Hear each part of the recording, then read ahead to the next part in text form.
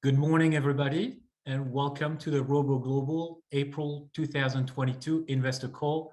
My name is Jeremy Capron. I'm the Director of Research, and I'm talking to you from New York, where we have a beautiful spring day. With me on the call, my colleagues and analysts from the research team, Nina Decker and Zeno Mercer.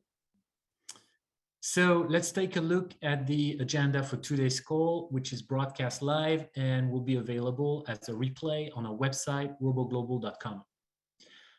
We'll start with a brief reminder of what we do here at Robo, and then some thoughts around the recent market developments. And then we will look at each of the three index portfolios, Robo, HTech, and Think.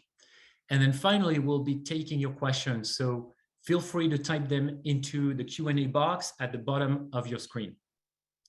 So let me kick off here with this overview of Robo Global. We are a research and investment advisory company that's focused on robotics, AI, and healthcare technologies. And 8 years ago, we put together a team of investment professionals and industry experts to create research-based investment strategies around what we believe to be the next technology revolution.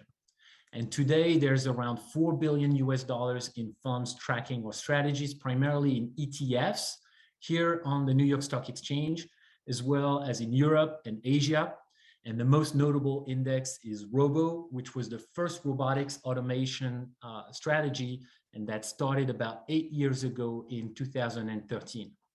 And you can see here on the screen that we also run Think, THNQ, that is the artificial intelligence index, and HTech, HTEC, that's the Healthcare Technology and Innovation Index. And you can see that you can find the annualized returns since the inception of each strategy as of the end of last month, March 2022. So these index portfolios combine research with the benefits of index investing and the ETF wrapper. They are composed of best-in-class companies from around the world. They're small, mid, large caps that we research and we score on various metrics to determine if they are included and at what weighting. And then we rebalance every quarter. So the result is portfolios that have a very low overlap with broad equity indices like the S&P 500 or the NASDAQ or other global equity indices. And on the next slide, I want to show you how we started with Robo that covers the entire robotics and automation value chain. And the bubbles you see around it represent the subsectors of focus. So we have key areas of application like factory automation, logistics and warehouses, healthcare, food and agriculture, and so on. And also the enabling technologies that make automation possible, like sensing and computing. And in 2018, we started 2 additional index portfolios around areas that really stand out in terms of their potential disruptive impact. And so Think and HTech are designed using a similar recipe to Robo in terms of the subsector approach and the research work. So let's talk a little bit about the market and the first quarter returns. In the first quarter, equities had one of the worst starts to a new year on record, and we saw some recovery in March. We had inflation ramping up, the highest levels in 40 years. We had a considerably more hawkish Fed. We have a geopolitical disaster in Ukraine. We have rising commodity prices. It was a pretty tough quarter, to say the least. And there was no place to hide as bonds also dropped hard. So in this context, our index portfolios underperformed during the first quarter. We saw declines ranging from 15 to 16%, as you can see here on the screen. But the important thing that I want to tell you about this decline is that it was entirely driven by compression in valuation multiples, especially in the areas that are most sensitive to the economic cycle. And we'll get back to that. So the 15 to 16% decline corresponds to a 15 to 16% compression in the valuation, as opposed to a reduction in the sales and profit outlook for for the companies in the portfolios. In fact, the earnings estimates for our index members in aggregate have not come down. They have remained stable and even marginally increased over the past 3 months. Now, of course, we're entering the earnings season, and we will see how resilient margins and profitability can be in the face of fast rising costs.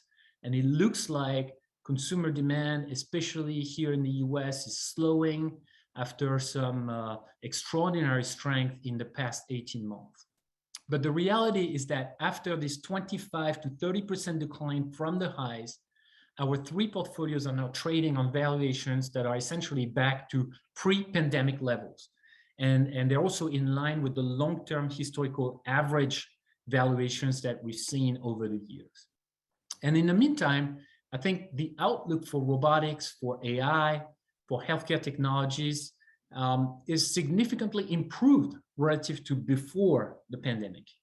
And this is because this pandemic has been a very strong catalyst for the digitization of the economy. It has been an accelerator for automation. And in the current environment of rising inflation and shortages, we have shortages in semiconductors, we have shortages in transportation, we have a shortage of workers, of course. In this context, business leaders are deploying automation at a record pace. And the good news is that our portfolios are not overly exposed to long duration stocks. What I mean by long duration is companies that are loss-making currently, but expected to generate significant profits far into the future. There are not that many of those companies in the indices. One of the key pillars of our investment strategy is diversification. We'll come back to that. And we take the long-term view. We build our index portfolios out of companies that are positioned to benefit from this technology revolution over the long term. And the methodology that we employ is based on a very disciplined scoring, a scoring system to select the technology and market leaders. It's a disciplined weighting systems as well that avoids concentration, which can be very painful, as we have seen in recent months for technology-centric funds. Okay, now let's talk about robotics and some of the trends that we are watching.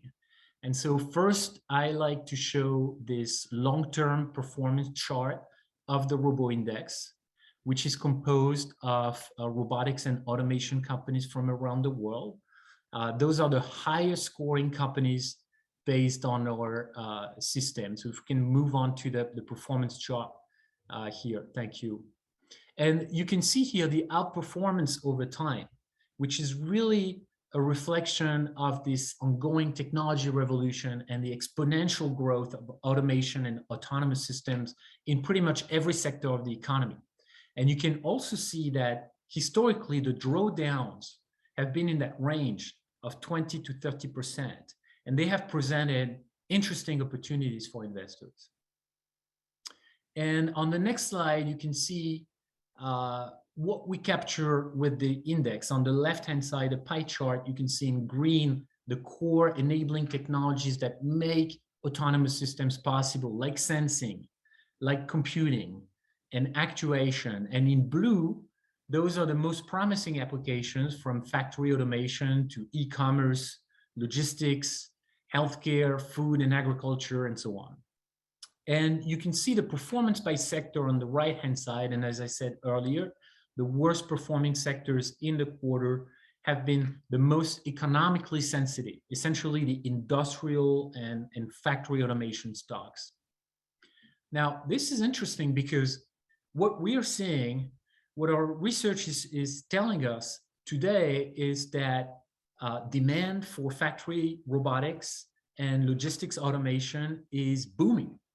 And the world's leading manufacturers just cannot keep up with demand. In fact, that's one interesting data point here. At the beginning of the year, Fanuc, which is the global leader in factory robotics, company based in Japan selling all over the world, FANUC was sitting on a record high order backlog of nearly 300 billion Japanese yen. That is more than double the level of orders that they had before the start of the COVID pandemic. And that's also more than a full year worth of sales. So as we head into the earnings season, we expect that the quarterly orders at Robo members such as FANUC, but also the other factory robotics companies like Yaskawa or ABB or Teradyne, these orders will continue to trend up because very powerful drivers are still firmly in place. First is the e-commerce boom. E-commerce boom is driving demand for logistics automation solutions. We've seen those gaining traction in new areas of warehousing, in distribution operations. It's not just the e-commerce companies, but all this, essentially the whole transportation and logistics industry that's upgrading its tools to cope with that booming demand.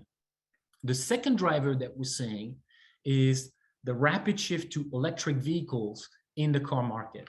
And that is pushing car makers towards a different production approach that is more modular, that is more flexible, and importantly, that is very intensive in terms of their use of automation technology. And the third driver is, of course, the labor shortage that is increasingly pressing. That is putting automation at the top of business leaders' minds. In the US, the latest job market data suggests that there are more than 1 million manufacturing jobs that are left open at the moment. So moving on, I want to quickly touch on a couple of the top performers in the quarter. It was not all a down quarter. Two companies that you may not be familiar with. So on the next slide here, I want to tell you about the first one, that is AppHarvest. AppHarvest was up 38% in the first 3 months of the year. AppHarvest is an agriculture technology company that is developing high-tech indoor farms. Those are highly efficient, they're pesticide-free, they're hyper-local, and they have a very strong focus on technology. This is a model that has already proven very successful in places like Holland and Spain. And this stock is in our food and agriculture automation subsector. It's been quite volatile since they went public last year. They have faced some challenging quality issues with their first harvest. But since then, we've seen management revising its build-up plan that was very aggressive to a more conservative 4 farms by the end of the year. And they've also made some significant progress in terms of operations and a successful harvest. And that's what propped up the stock in the last 3 months. The next one is iRhythm. iRhythm was up 34% in the quarter. iRhythm is the digital healthcare company that's behind the Zio mobile electrocardiogram device that is used for remote monitoring. This is a very interesting solution for patients at risk of arrhythmias.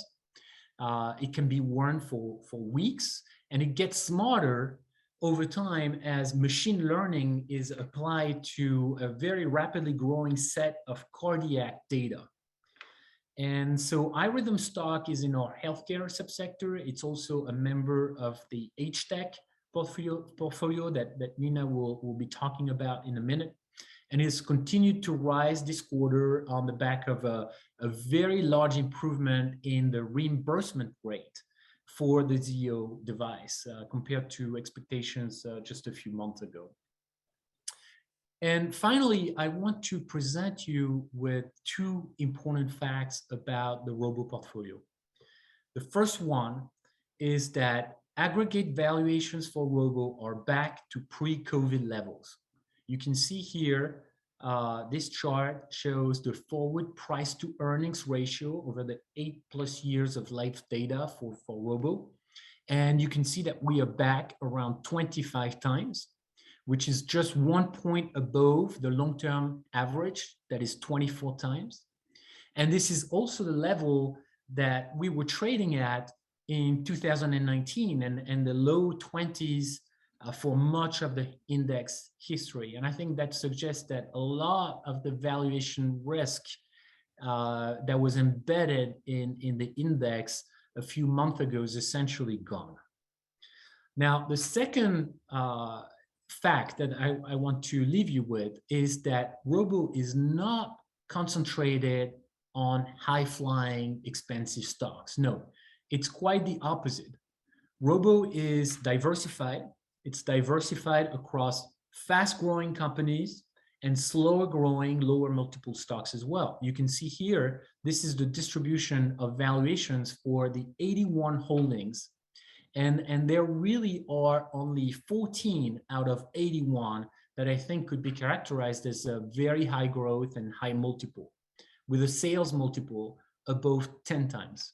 And these are companies like AutoStore, that's based out of Norway, that makes some turnkey solutions to automate warehouses. It's growing very fast, more than 70% sales growth year over year.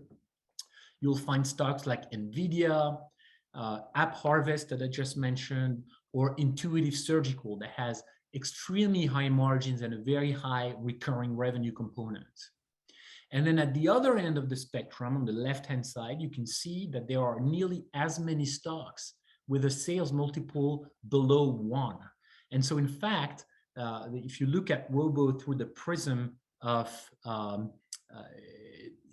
investment factors, the traditional investment factors, you'll see that Robo scores high on quality.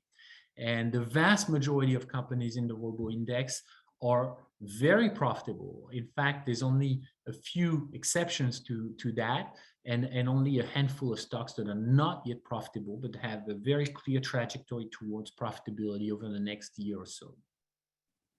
And so with that, I will pass it on to Nina to discuss healthcare technologies.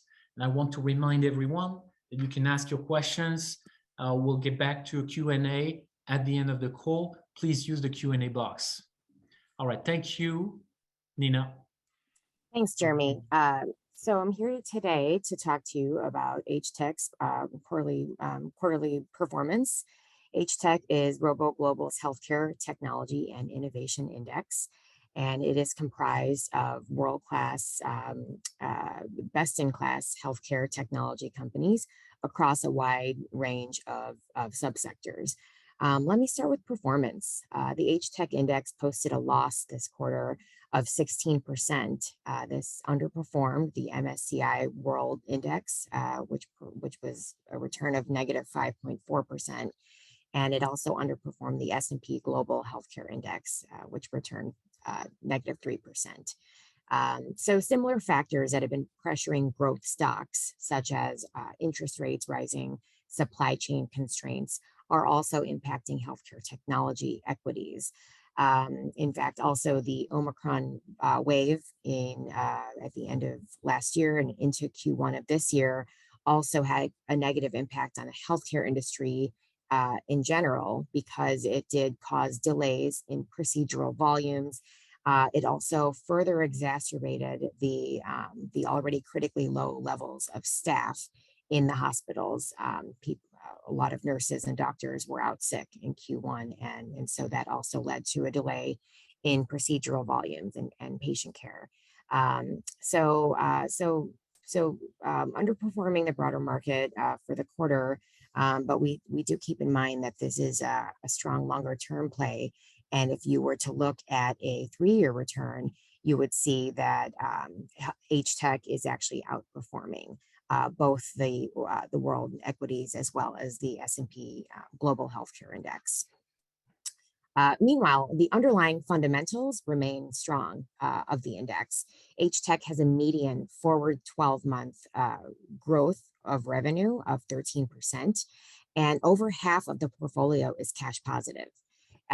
So as investors seek exposure to more stable, value-oriented investment opportunities during these times, HTEC, the portfolio offers a very attractive composition of investment opportunities in terms of risk exposure. In fact, over half of the portfolio is comprised of large cap stocks and include some of the most longtime best-in-class technology leaders of healthcare. Companies like Boston Scientific, Edwards Life Sciences, Illumina, Intuitive Surgical, Jeremy mentioned earlier.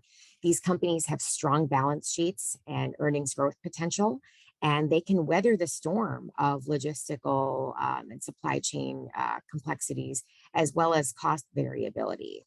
So, we just want to make sure that it's clear to everyone that although this is a healthcare tech portfolio, it does include a lot of companies that are quite stable and long-term market leaders.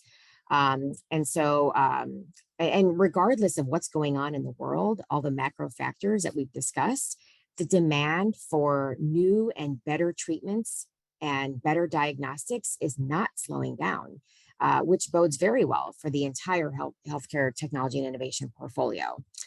It's currently trading at 5.4 times forward 12-month sales, EV sales. And this is significantly at a discount from its highs of 7 times EV sales in 2020, 2021, in fact, and it's also down from Q4, where it was trading at 6.4 times next 12-month EV sales. So we've got a pretty compelling entry point right now into the portfolio.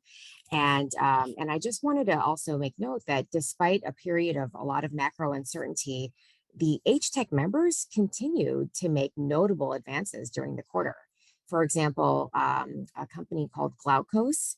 This is an ophthalmic medical technology company that's focused on the treatment of eye diseases. I think there's a slide on that. And I wanted to point out that Glaukos returned 30% during the quarter.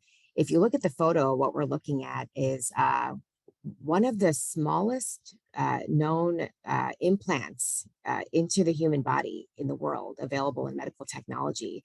This is the iStent, and Glaukos is a market leader of this device.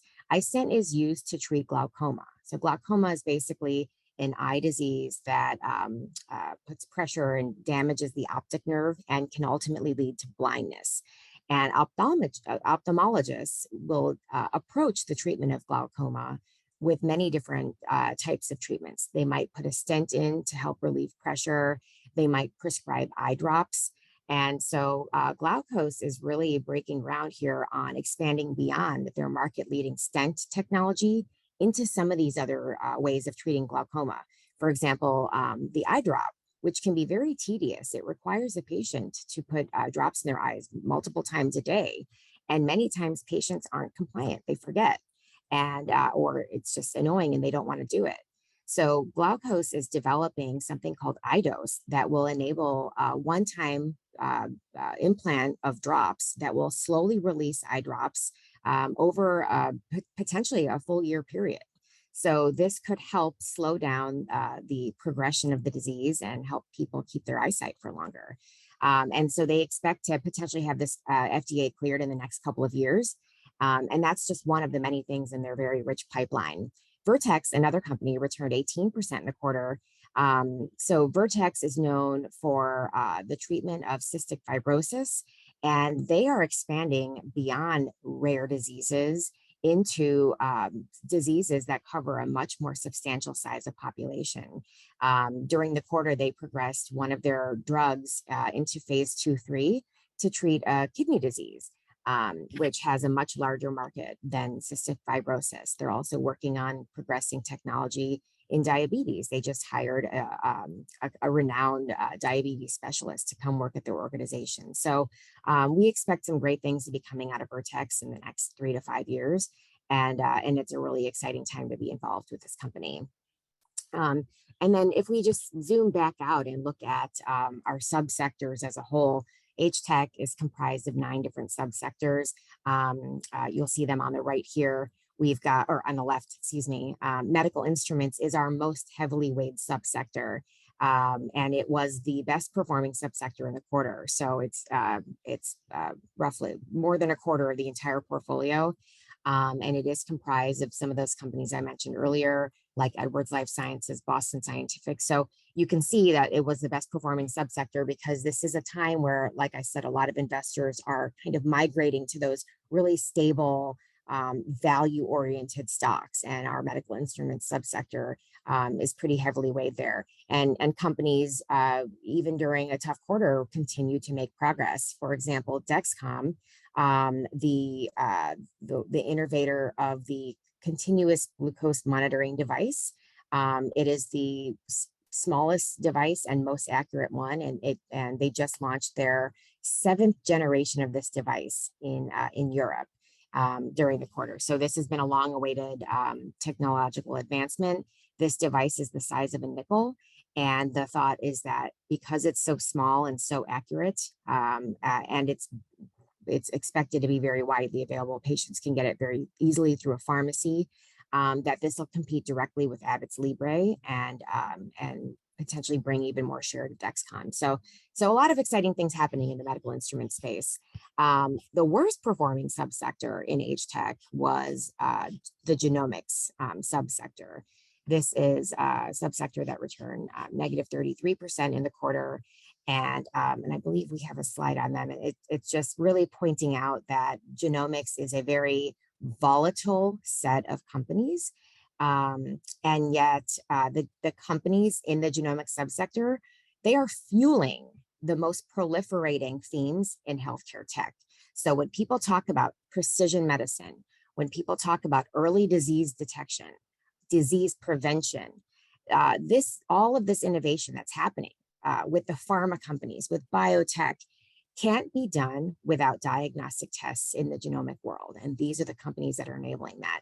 So themes like liquid biopsy, where you can draw blood from a patient and see whether or not they have cancer cells floating around in their blood. This is a much easier way to detect cancer than actually performing a surgical procedure and doing a tumor biopsy. This is a new way that can be used to screen people for cancer, that maybe potentially a patient is at high risk because a genomics test was done on them and they saw that they were a carrier of a certain gene. So this is the way of the future where people are going to have much more information. The cost of sequencing the genome is continuing to come down. And with all this information, we can develop more precise tests to treat very specific types of disease. And we're already seeing a lot of progress in that in the cancer space. So companies like Natera, for example, had a large pullback in the quarter. They had to pay a settlement to a competitor for a transplant product of theirs for the advertising. But this continues to be a market leader in prenatal testing and one of the most innovative companies in genomics. And so other companies that have had pullbacks are just largely moving as a group in response to the market. This is like if investors are migrating toward more value-oriented companies, where we see a heavier presence in our medical instrument space, they're also shying away from some of these other companies that had a huge run over the last couple of years. And genomics is one of them. Genomics had a huge run. Some companies were doubled in stock value over the last couple of years. And in fact, this subsector has pulled back 54% from its highs in February 2021. But that being said, the underlying fundamentals are intact. These companies continue to see strong demand, and we expect to see a compelling level of demand over the next decade for things like liquid biopsy and spatial biology technology. So much more to come in this space, and a very attractive entry point. Genomics comprises 13% of the total H-Tech portfolio. So it's by no means the entire portfolio. And back to what Jeremy was saying earlier about the diversity that we see in Robo, we also see diversity in the H-Tech portfolio. So you're going to have a combination of high growth names that some of which are not yet profitable. And then you're going to have a lot of stable companies as well that are slower growing, but growing earnings, and over time we expect them to continue to maintain their market leadership. So All that, I'm going to stop there and pass this along to Zeno to talk about Think.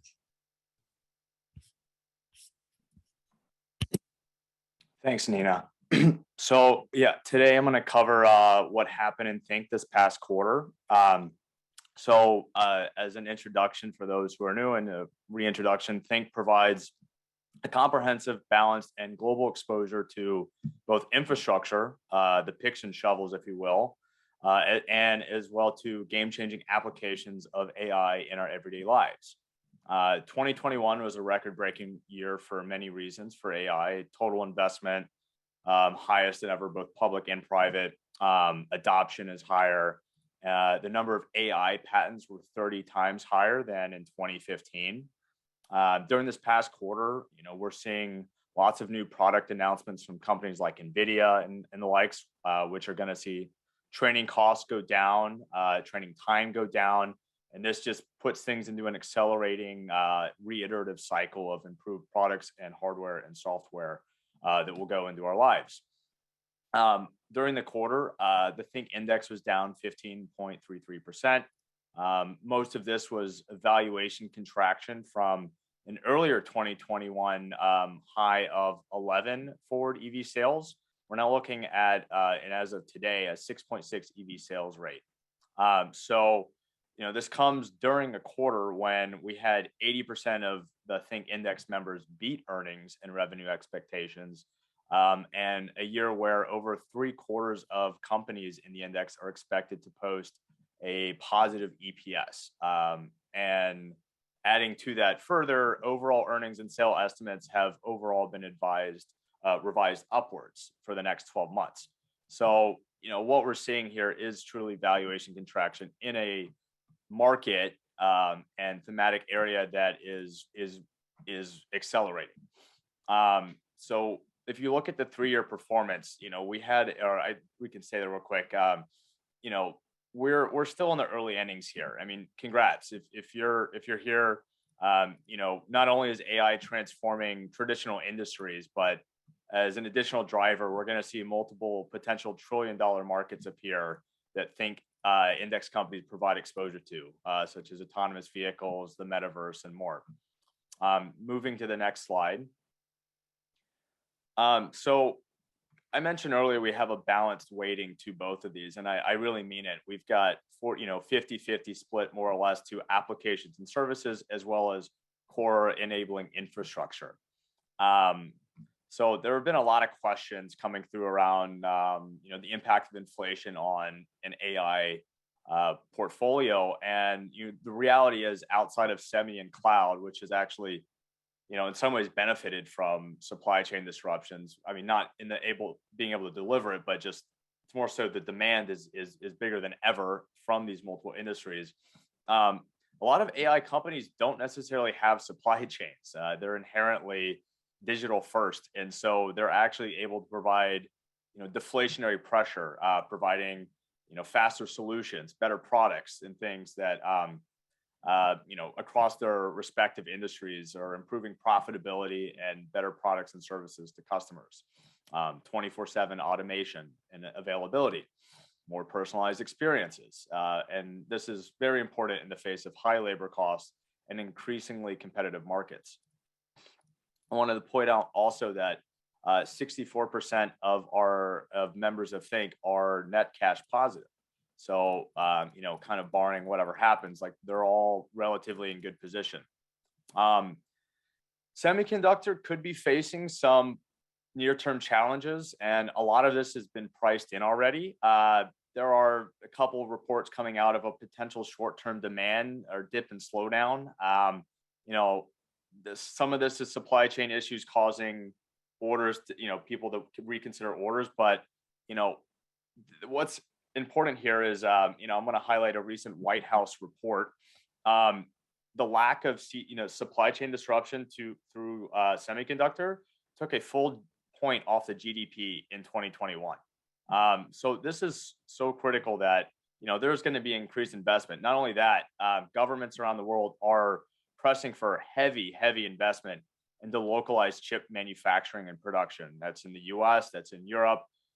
in the rest of the world, with hundreds of billions of dollars worth of CapEx expected to come through over the next decade.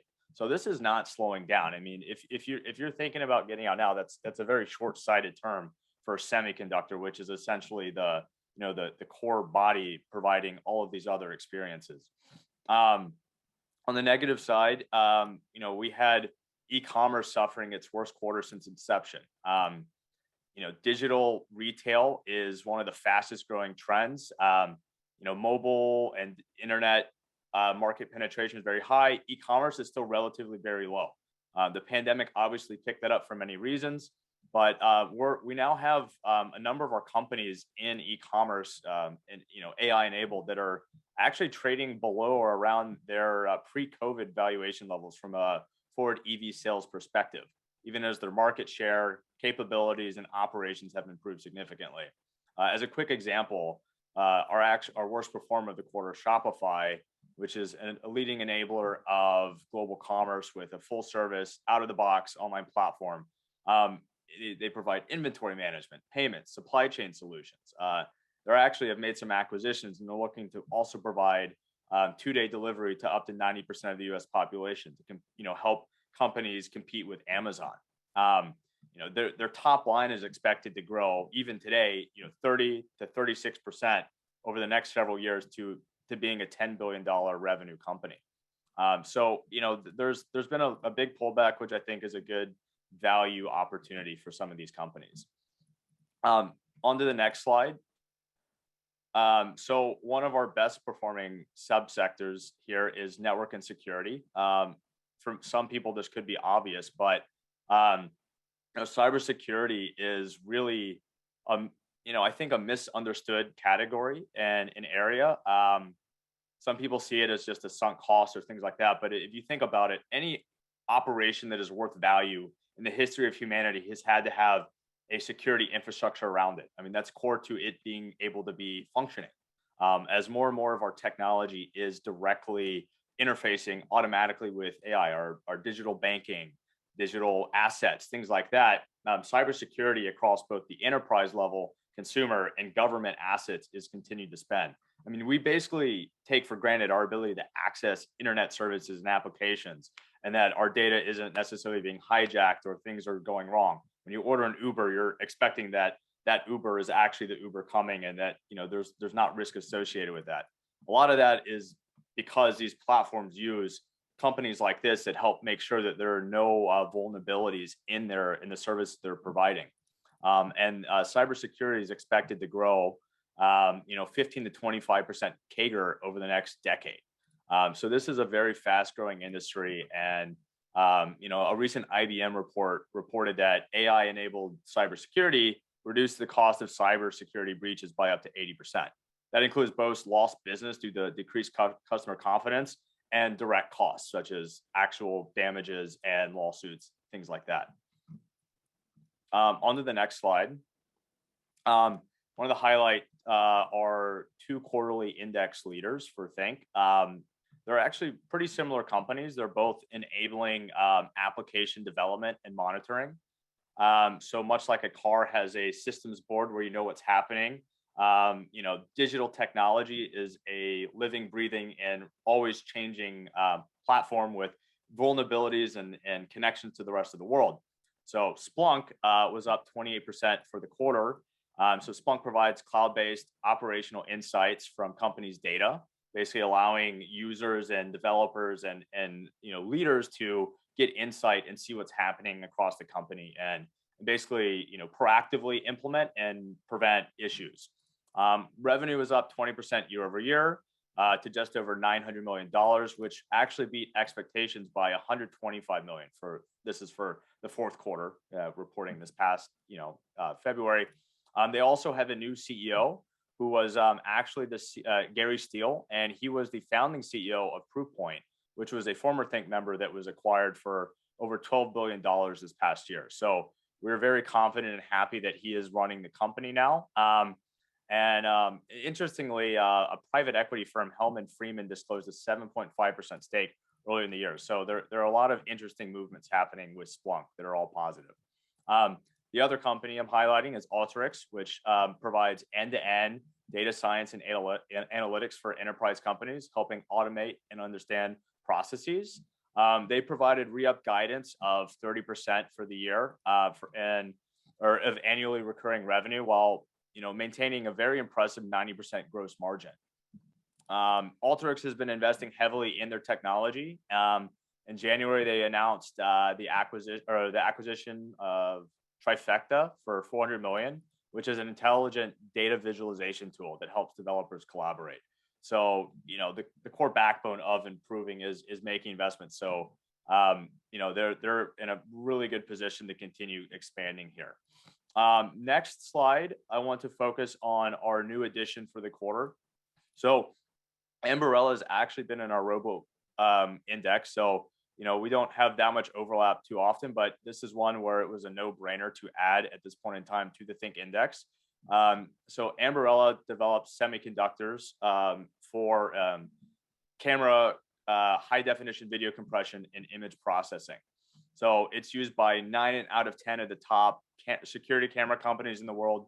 And increasingly, and this is where things are getting interesting, they've kind of gone from developing for human view and analysis to more AI enabled. So not only is their hardware and software that they provide AI enabled and AI driven, but they are now, being used by autonomous vehicles, security cameras that are doing autonomous scanning of potential issues and traffic and things like that. So there are a lot of really interesting plays for Ambarella, and they are primed to be a very important part for the edge use cases of AI over the coming decade, and we're excited to have them in.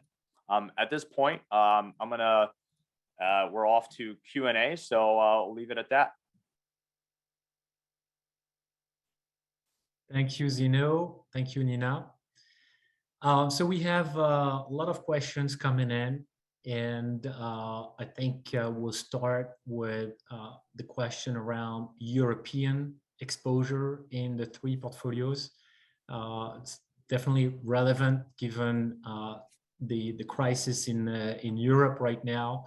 I'd start off by saying that when it comes to robotics and automation, there is some exposure to Europe. It's around 20% of the portfolio, so it's quite underweight relative to a global equities index in general. And the companies that you'll find in Europe are typically from Germany or Switzerland, where you'll find some firms that have the high engineering skills to manufacture some of the key components that go into robots.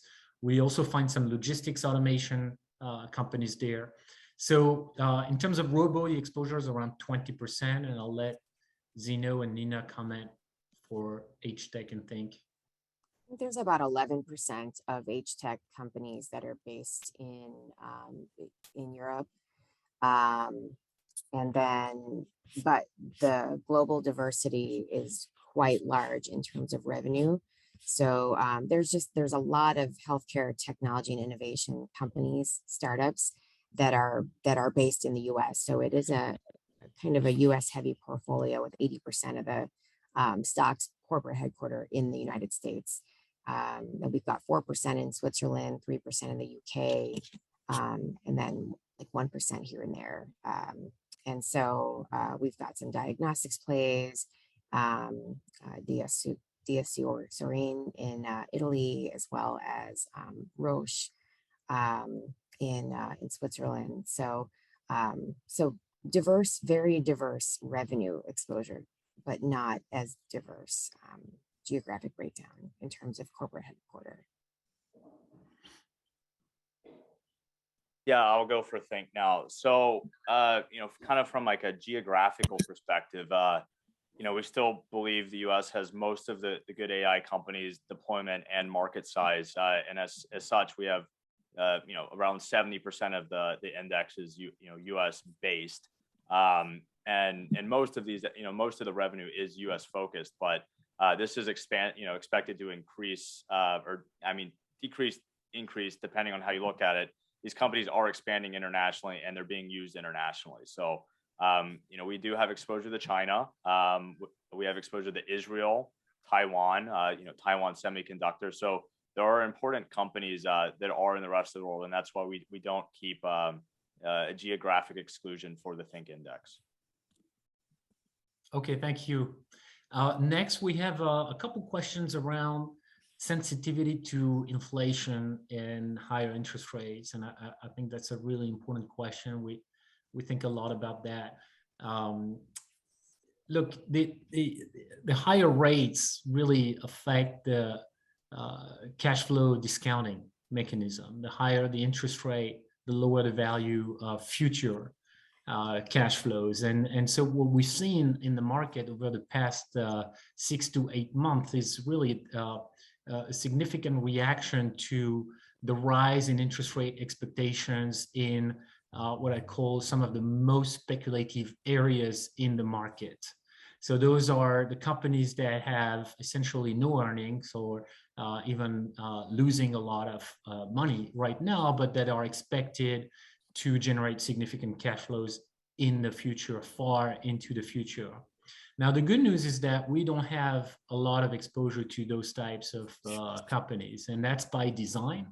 That's really embedded in the index construction methodology, where we look for companies that are technology and market leaders. And in many cases, those translate into strong financial performance. Think fat margins, high return on capital. So you'll find the vast majority of companies in the Robo Index, in the Think Index, are already very profitable. And companies that are currently loss-making are the exception rather than the norm. Now, we did see multiple compression. Obviously, we've talked a lot about it on this call. In Q1 in particular, we have a 15 to 20% compression in the valuation multiple. But if you look at where we stand currently, we're back at historical averages. So is there further downside on valuations? Possibly. But is there a lot? I'd say I doubt it. Now, I want to let Nina and Zeno comment around the profitability of the holdings in HTech and Think is a percentage of the total portfolio, so you get a sense of where we stand right now.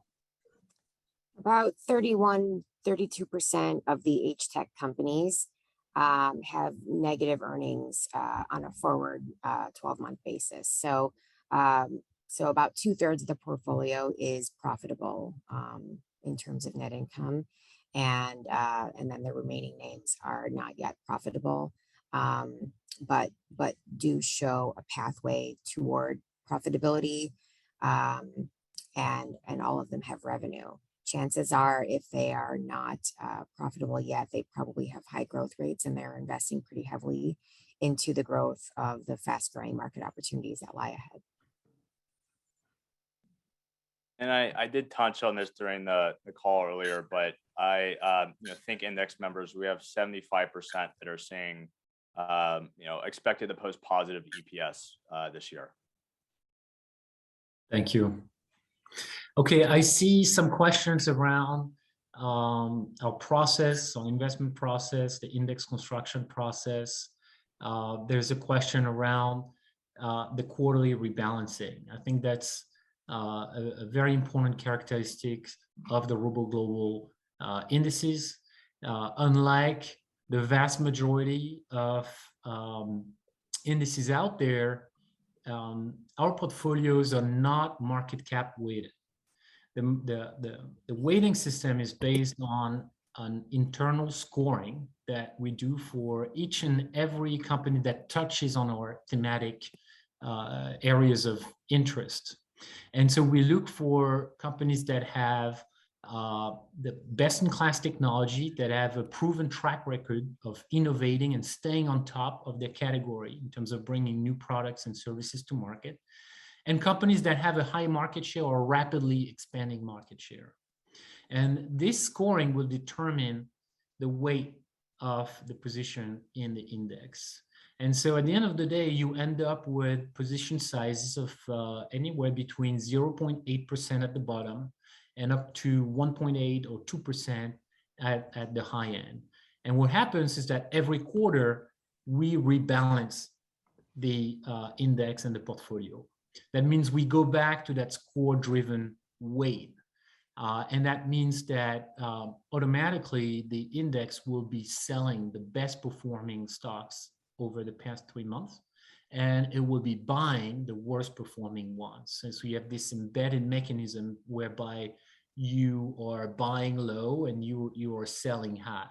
Now that creates some churn in the portfolio. And I see a question around the efficiency from a tax perspective, and we're not here to provide tax advice, but certainly index investing and that type of quarterly rebalance is proven very efficient from the investor perspective, and that's also the case with the ROBO Global indices. I also see a question around how different the ROBO Global indices are from what you find elsewhere in the market. And I want to let Zeno and Nina comment around that. I think when it comes to healthcare technologies, we've seen a lot of interest around genomics in particular.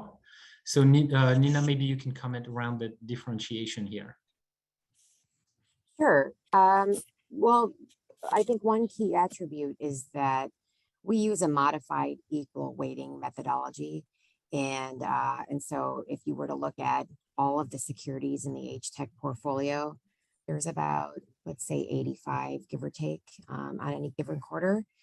No one security comprises more than a couple % of the entire portfolio.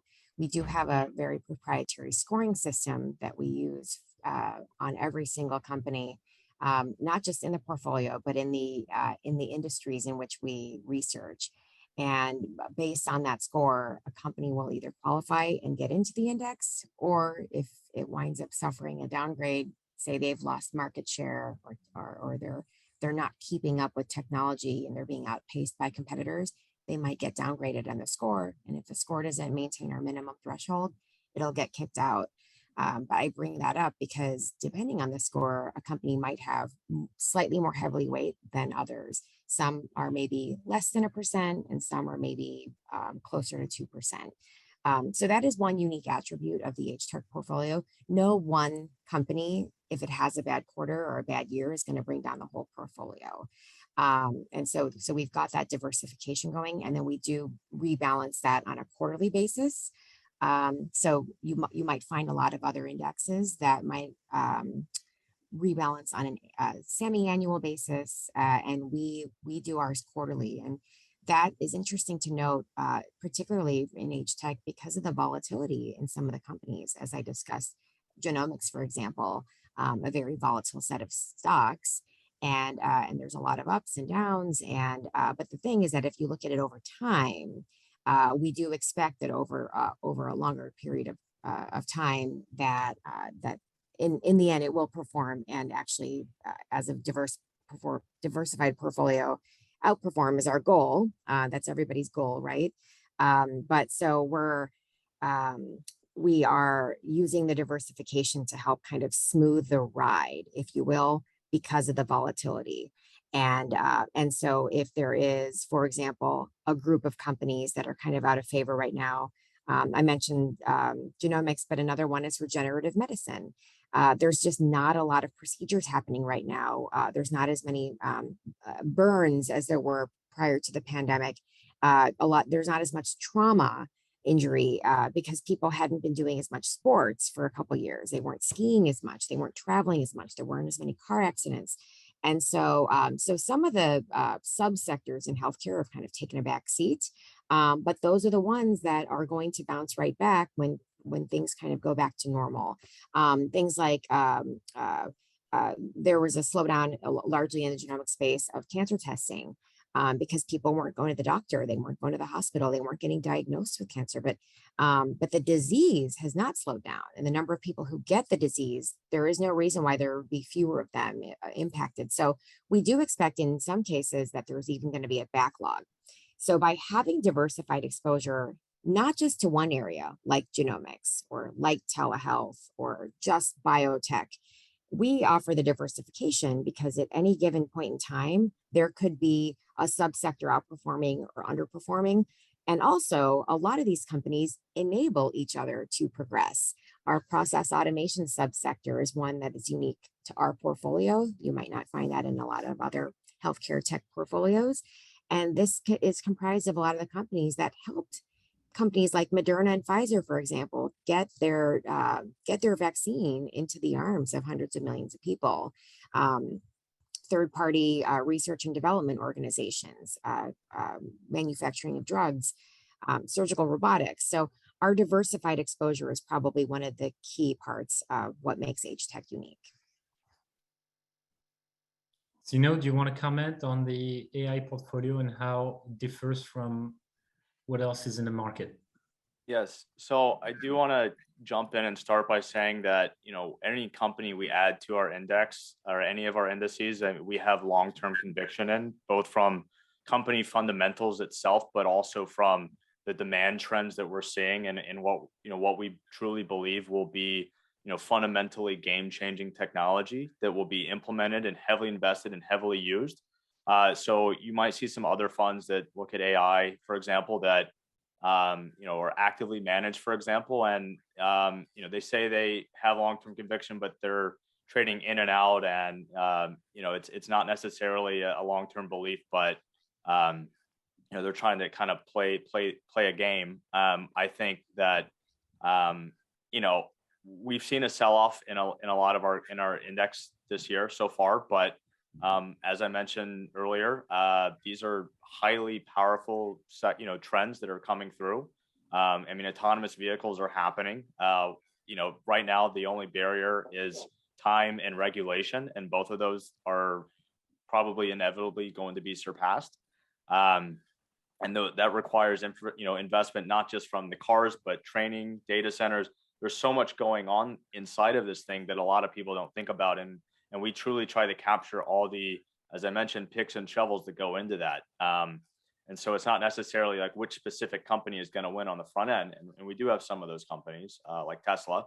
But more so we have enabling technologies that will continue to iterate and improve and provide other companies the chance to be successful and be very pivotal and capture the upside while being more diversified themselves. So I think that's one of the ways we differ, is just that long-term conviction and getting the right picks and shovels that will have the exposure, massive upside potential, but they're also, being utilized, cash flow, getting cash flow, getting revenue, and increasingly important.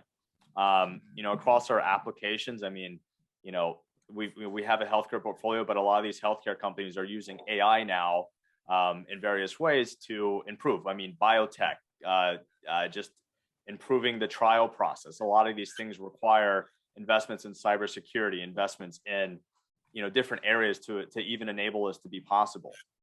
You have e-commerce.